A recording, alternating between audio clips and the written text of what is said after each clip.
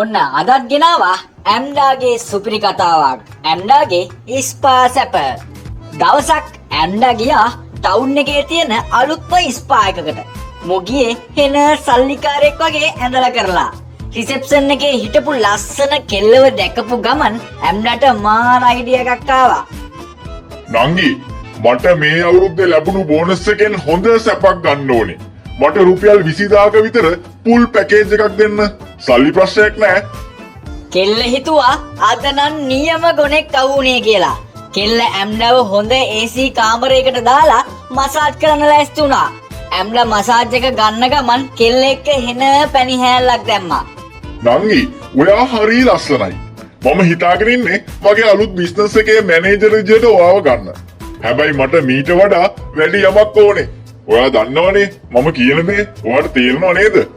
කෙල්ල ඉතින් මූව රවට්ටලා සල්ලි ටික කඩා ගන්න හිතාගෙන ඇම්ඩා ඉල්ලපු හැම සැපක්ම දුන්නා.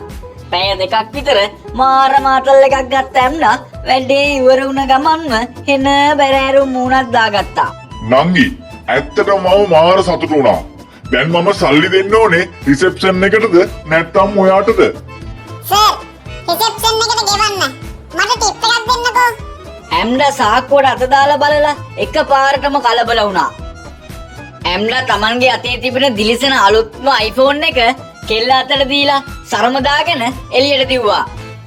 ඇත්තටම කිව්වොත් ඒක ඩමි ෆෝන් එකක්. රිසෙප්ෂන් එකේ හිටපු අනිත් කෙල්ල ඇහුවා අර මහත්තයා සල්ලි නොදී කොහෙද යන්නේ කියලා. බය වෙන්න එපා බං. මූ හිනේ සල්ලිකාරයෙක්. ඌ පර්ස් එක ගන්න කාර් එකට ගියේ. මූ මට ඌගේ iPhone එක අපේට දීලා ගියේ. මේ බලහන්කෝ එකේ ලස්සන. විනාඩි 30ක් ගියා.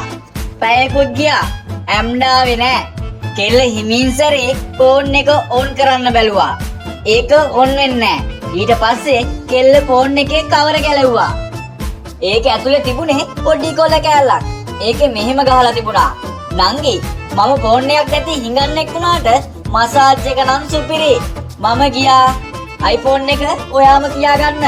ඒක මම ගත්තේ පේමන්ට් එකෙන් රුපියල් 200කට. කෙල්ල එතනම වාඩි වුණා. ඇම්ඩයි වෙද්දි බස් එකේ ඉඳගෙන සිගරට් එකක් පත්තු කරගෙන මෙහෙම හිතනවා. අම්මපා නොමිලේ මසාජ් එකක් ගන්න මම තරම් දක්ෂයෙක් මේ ලෝකෙවත් නැතුව ඇති. අද කතාව ආතල් නම් ලයික් එකක් දාලා කමෙන්ට් එකක් දාගෙන යන්න අමතක කරන්න එපා. මේ වගේ ආතල් කතා අහන්න ලොජික් ඇම්ඩා YouTube channel එක subscribe කරන්නත් අමතක කරන්න එපා. ඉතින් මම ගිහින් එන්නම් තවත් දවසක තවත් ආතල් කතාවකින් හම්බෙමු.